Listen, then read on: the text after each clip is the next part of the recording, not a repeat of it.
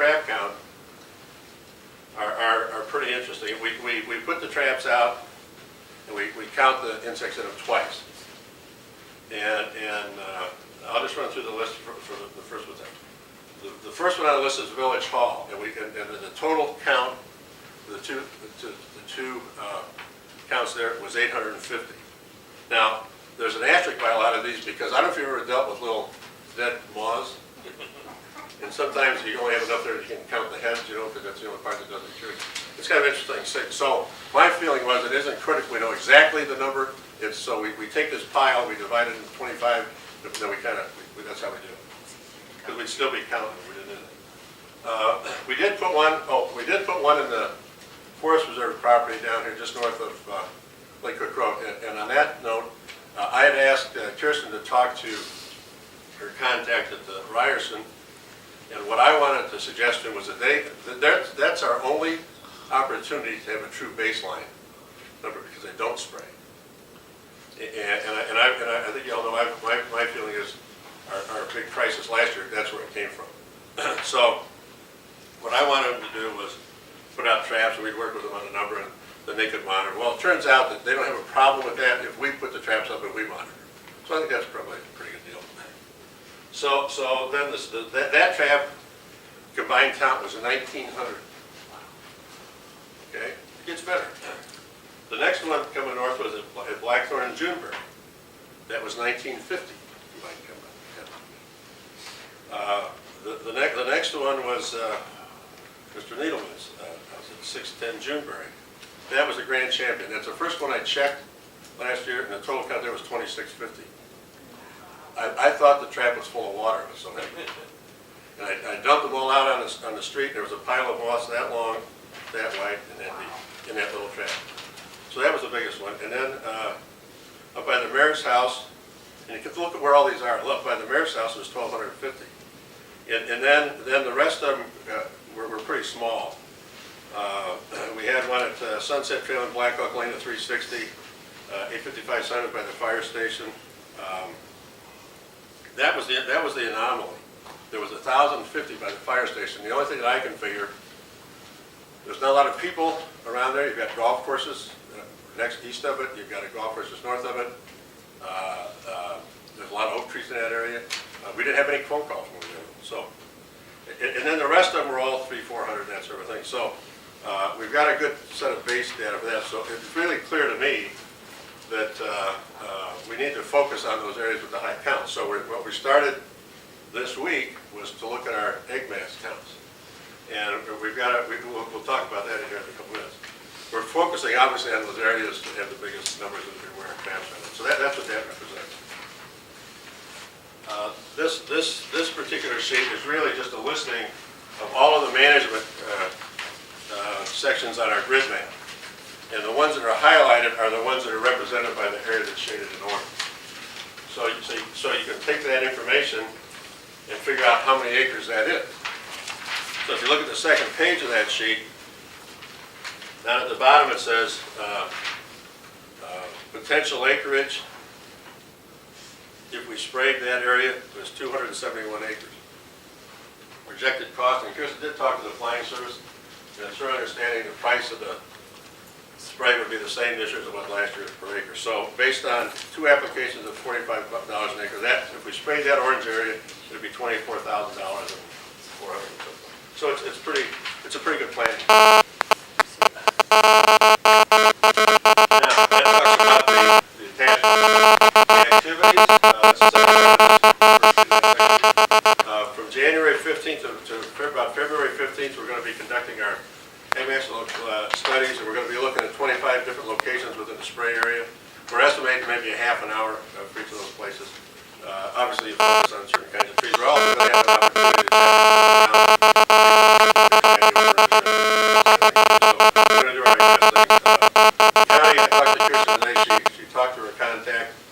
The individual did not have a chance to discuss it with his boss, but he didn't think there'd be any problem with it at all. So we're going to count on putting some traps up on the county property. By March 1st, it's my intent to have a recommendation to the board what if we need to spray, if we shouldn't spray, what we should spray, kind of talk about those kind of issues. Now, Chief's got a role here. I thought it would be important to start notifying the residents. So we put in the program, on May 1st, we'd like to have the police reverse call the residents and indicate that we're going to be soon starting our request for the residents to start calling what they see. When we observe the first hatch, when we start seeing them, we'll have the police do that again, say they're out, everybody go out and take a look. And then what we'll do is we'll follow up and spot check these reports. We'll coordinate the spray program like we have in the past, and then we'll order the traps for the village and for Ryerson and put the traps out. So that's kind of the first program. If anybody has any questions, we go along. I have one question. At the first count, you said where it was so high. Don't that, where it seems to be highest is those people where there's outside pools. That I didn't look at. I know the area and like where you were saying, there's a lot of outside pools there.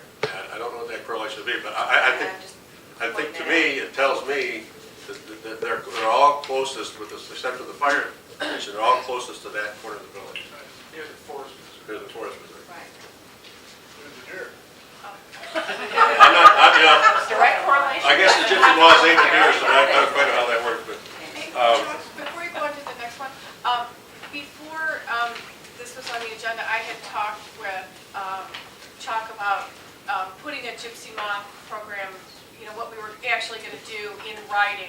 So, and we had actually talked about Some doing changes, a couple yeah, weeks. right. So now that you have this, if there's any changes or anything you want to suggest or other thoughts you have, either please let me know or Chuck know, and we can come back with a new plan. Otherwise, this is essentially the plan. Yeah, and we'll get together and add those comments in, and so the next time you see it. The second one, we really haven't talked about this much, but the Emerald Ash Borer thing. The programs that are being used at the federal and state level are really one of those kind of things that slow the spread, I guess. But the ash borer issue in Riverwoods is a little bit different. I think that a community, you know, like Park Ridge or some of those that have a lot of street trees, where there's a lot of ash trees up and down the street, and you know, a good number of the properties in Riverwoods have ash trees naturally occurring on them, you know, and some have a lot of them. But basically, I wanted to tell you what we've been doing at this point. Well, we're going to we're suggesting one little change. We respond if residents call up and say, I think I've got emerald ash borers, you know, we'll respond to that. What we're going to do that's a little bit different is we're going to start tracking those on a map.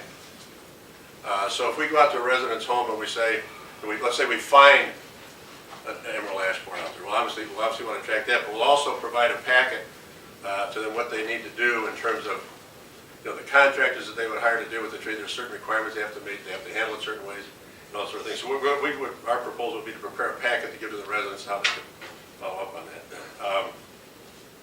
for proper removal and disposal. Trees that we find that we feel are suspicious. This is the same thing we do right now in Deerfield. We find are suspicious. We also monitor those. So